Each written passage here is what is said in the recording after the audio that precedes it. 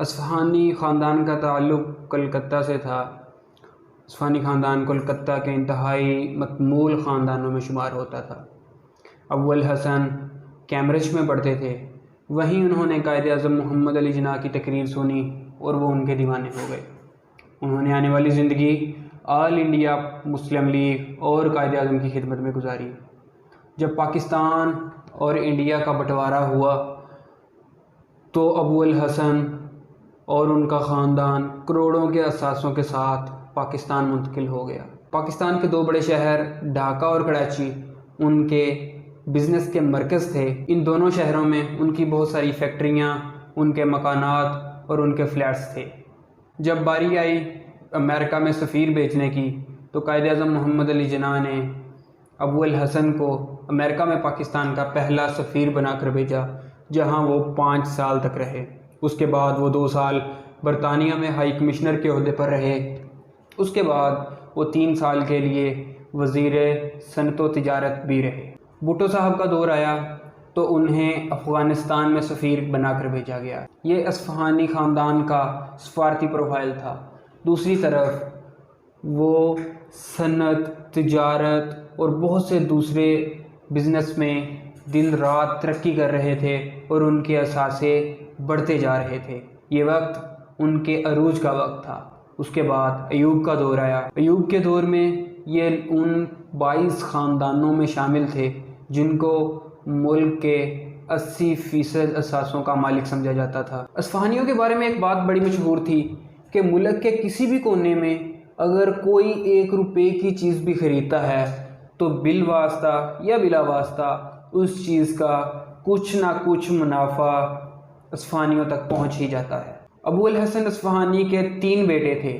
سکندر اصفہانی سب سے بڑے بیٹے تھے۔ ابو الحسن چونکہ سفارتی کاموں میں بہت زیادہ مصروف رہے تو بزنس کی تمام تر ذمہ داریاں سکندر اصفہانی نے سنبھالی۔ یہ خاندان ایوب اور بھٹو کے دور میں کھرب پتی ہو گیا۔ بھٹو نے صنعت کو نیشنلائز کر دیا، لیکن اس کے باوجود اصفہانی خاندان کے پاس کراچی میں اربوں کی کوٹھیاں اور پلاٹس موجود تھے۔ سکندر اصفہانی نے 2 شادیاں کی۔ پہلی اہلیہ سے 4 بچے اور دوسری اہلیہ بے اولاد تھیں۔ 1990 میں جائیداد کے بٹوارے کا جھگڑا پیدا ہوا اور کورٹ کچہریوں کے چکر شروع ہو گئے۔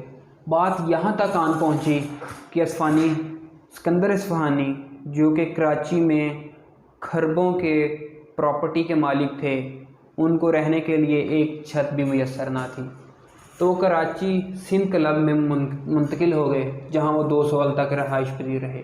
2 سال کے بعد کراچی سندھ کلب میں ان کی وفات ہو گئی۔ ان کا جنازہ کراچی کلب سے اٹھایا گیا، جس میں ان کے خاندان کا کوئی بھی فرد شامل نہ تھا، اور چند افراد نے ان کی آخری رسومات ادا کی۔ یہ تو دولت کی بے وفائی کا ایک واقعہ تھا۔ آئیے اسی طرح کے ایک اور واقعے پہ نظر ڈالتے ہیں۔ سہگل خاندان ایوب خان کے دور میں 22 بڑے خاندانوں میں شامل ہوتا تھا، اور پھر ان 22 بڑے خاندانوں میں سے پہلے 5 خاندانوں میں سہگل خاندان کا نام آتا تھا۔ دوسری جنگ عظیم کے بعد یہ لوگ کلکتہ شفٹ ہو گئے اور بٹوارے کے بعد یہ لوگ پاکستان آ گئے۔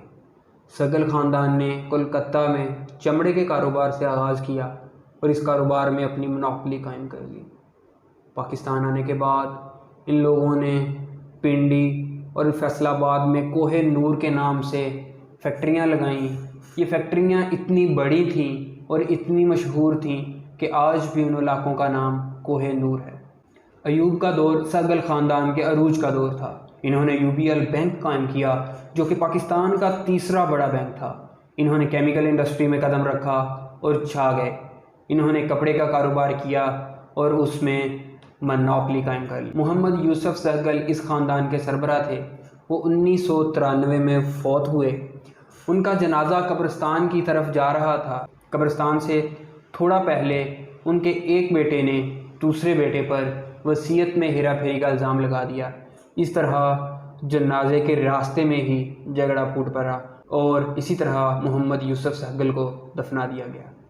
بچے دولت اور جائیداد کے لیے لڑنے لگے اور سہگل خاندان کا آج صرف نام ہی بچا ہے، اور شاید آنے والے 10 سالوں میں ان کا نام بھی لوگ بھول جائیں۔ اب آپ لاہور کے ایک مشہور فلم ساز کی کہانی سنیے۔ آغا جی گل پاکستان کے چوٹی کے فلم ساز تھے۔ وہ پشاور میں پیدا ہوئے۔ وہ 21 سال کی عمر میں فلم سازی کی لائن میں آئے اور صوبہ سرحد کے فلم ڈسٹریبیوٹر بن گئے۔ جگت ٹاکیز انڈیا کی سب سے بڑی فلم ساز کمپنی تھی۔ آغا جی گل جگت ٹاکیز کی فلم ریلیز کرتے تھے۔ ایک وقت ایسا آیا کہ وہ جگت ٹاکیز کی تمام فلمیں ریلیز کرنے لگے۔ آغا جی گل نے صوبہ سرحد میں اپنا ایک اسٹوڈیو بنا لیا اور وہ بٹوارے کے بعد پاکستان شفٹ ہو گئے۔ انہوں نے 1950 میں مندری نام سے ایک فلم بنائی۔ فلم ہٹ ہو گئی تو انہوں نے پکچر ایورنیو کے نام سے ایک اسٹوڈیو بنا لیا۔ ملک کے درجنوں بڑے اداکاروں نے پکچر ایورنیو میں آنکھ کھولی۔ آغا جی گل کے پاس کروڑوں کے اثاثے تھے۔ لاہور مین گلبرگ میں ان کی 8 کنال کی کوٹھی تھی۔ یہ 1974 میں علیل ہو گئے اور اپنے گھر تک محدود ہو گئے۔ نعیم بخاری نے ان دنوں نئی پریکٹس شروع کی تھی اور وہ آغا جی گل کے بیٹے رفیق گل کے وکیل تھے۔ رفیق گل نے ایک دن نعیم بخاری کو اپنے ساتھ لیا اور وہ گلبرگ کی کوٹھی میں چلے گئے۔ وہ والد سے جائیداد کا مطالبہ کرنا چاہتے تھے۔ انہوں نے والد سے کہا کہ انہیں 8 کنال کی وہ کوٹھی دے دی جائے۔ اس وقت اداکار محمد علی بھی وہاں موجود تھے۔ والد نے منت سماجت کی کہ میں بیمار ہوں، اس وقت آپ چلے جاؤ، میں آپ کو لکھ دیتا ہوں کہ جب تک میں زندہ ہوں میں یہ رہائش پذیر ہوں، اس کے بعد یہ کوٹھی آپ کی ہو جائے گی۔ لیکن رفیق گل صاحب ماننے کو تیار نہ تھے۔ اس وقت نعیم بخاری اور محمد علی کو آغا گل صاحب کی حالت پر بہت ترس آیا۔ محمد علی صاحب نے بتایا کہ بیگم کے پاس تقریباً 8 کروڑ کا سونا موجود ہے، تو وہ رفیق گل صاحب کو دے سکتے ہیں۔